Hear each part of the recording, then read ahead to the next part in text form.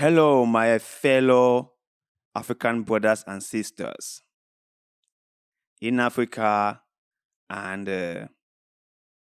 in other places around the world. How are you guys doing? I hope everyone is doing his or her best to make their lives better because that is exactly what we should be doing. That is exactly what we have to do. Like I tell people, okay, just living life alone is a very challenging task. It's not easy. And I sincerely believe that it was never meant to be easy. It was supposed to be a continuous struggling, trying to get better, trying to achieve our dreams and aspirations, trying to get ahead. The only thing that makes us value something is the challenges that we face when trying to get that thing. If things were just handed down to you without any struggle, you would not value that thing. Like my mom would always say, a child who is carried on the back will never understand how far the distance is. A child who is carried on the back would never understand how difficult it is to make a journey. But when that child is led to walk by themselves, they now will understand how difficult that journey has been. So everyone must be led to embark on the journey by themselves. Only by doing so will they totally understand how difficult or how challenging that journey is. Same with life. Same with living life. You must be led to live life on your own terms. You must be led to struggle, to thrive, and to succeed on your own terms.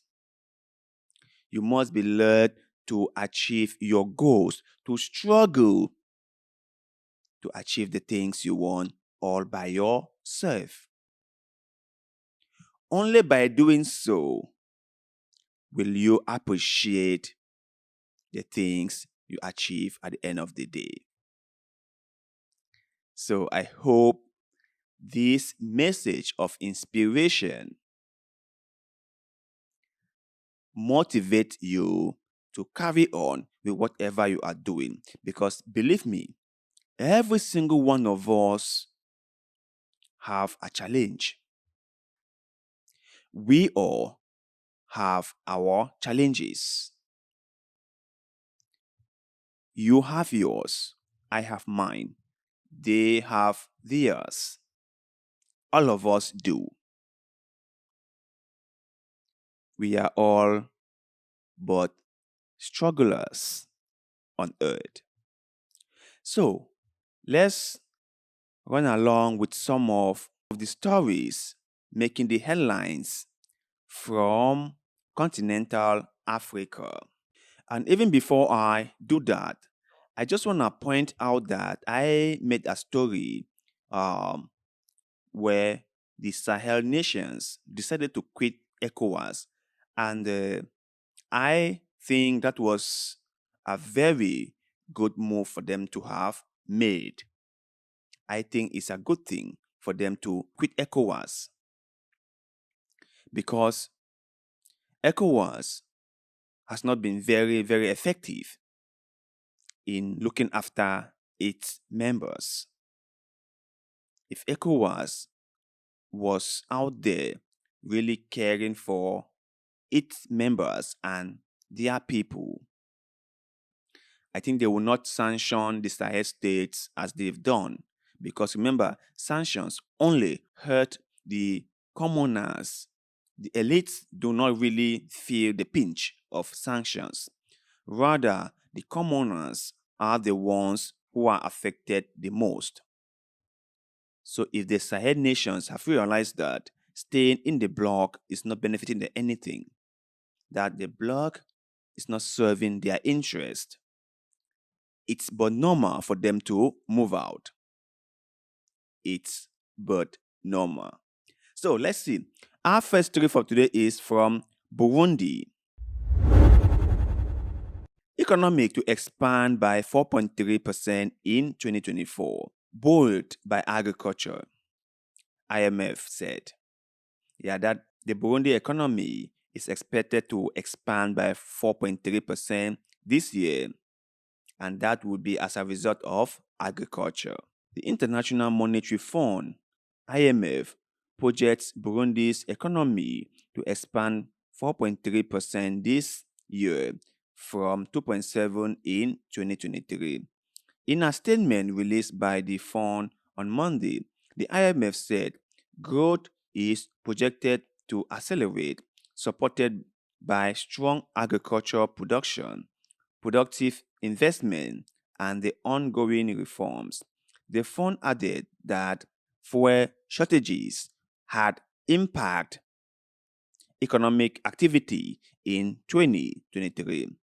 Burundi, with a population of 12 million, relies heavily on agriculture revenues, especially from tea and coffee. The East African nation's economy had experienced a shortage of hard currency after a 2015 political crisis that prompted donors to suspend aid. While in 2022, the economy was affected by the inflationary consequence of Russia-Ukraine's conflict, which resulted in soaring food and fuel prices. The European Union then agreed to resume financial support, while United States also pledged aid. So Burundi is expected to grow by 4.3 this 2024. And let me just point one thing that I saw that I was like really, really concerned about. It's about foreign aid, right? Remember, when they say foreign aid, it's never about the aid itself, right? It's about the power dynamics and control. When Americans are giving you their money, there are a lot of restrictions or rules put in place that you must follow in order for them to give you that money. And the day you decided to challenge that rule, you find yourself in a very serious problem. I don't think that Africa should be collecting aid and donation. But for some reason, our leaders do not seem to feel that way or even think that way. I have said it like a thousand times that if aid and donations were to be the solutions to Africa's problem, won't those problems be solved by now? Just imagine the amount of aid and donations that we've collected over the years. And look at where we are. How much have those aid and donations helped us? How much? How much? So it doesn't help. It really doesn't help. But anyway, let's move on to our next story for the day. Burundi shuts borders with Rwanda after accusing Kigali of funding rebel attacks. Kigali and Paul Kagame are coming under a lot of accusations from neighbors about funding rebels in neighboring countries. That same allegations were made by some Western countries against Paul Kagame of Rwanda. They were saying that he was funding the M23 rebel group that has been destabilizing DR Congo. And right now we have Burundi making the same allegations. So I don't really know what is going on here, but let's continue further. A diplomatic war between Burundi and Rwanda took on a new front Thursday as Burundi closed its border with its neighbor. We have stopped ties with him until he changes, Burundi Interior Minister Martin Natari said in a statement. The latest follows accusation from Burundi to Rwanda of funding rebel attacks. Burundian President Evariste made the accusation in December after 20 people were killed near Burundi's border with the Democratic Republic of Congo. Rwanda President Paul Kagame denies the charge. His government has responded to the border closure, saying that it regrets the unilateral closure of the border by Burundi. Red Tabari admitted to carrying out December attacks but said they killed 9 soldiers and 1 police officer. The Burundian rebel group operates from DR Congo's South Kivu province bordering Burundi. It is not the first time that Burundi was shutting its border with Rwanda. In 2015, its authorities closed borders to Rwanda due to political tension, and then because of COVID-19. It took 7 years for them to be reopened, even though land crossing were never interrupted. For Rwanda, the latest is yet another diplomatic tension after that of the DR Congo. In July 2023, the DR Congo's army said Rwanda forces crossed its border and attacked its frontier security forces, potentially escalating tension between the Central African neighbors. It's a very sad thing to see our neighbors fighting each other. It's very sad to see that African countries can see eye to eye and they keep on having dispute with one another.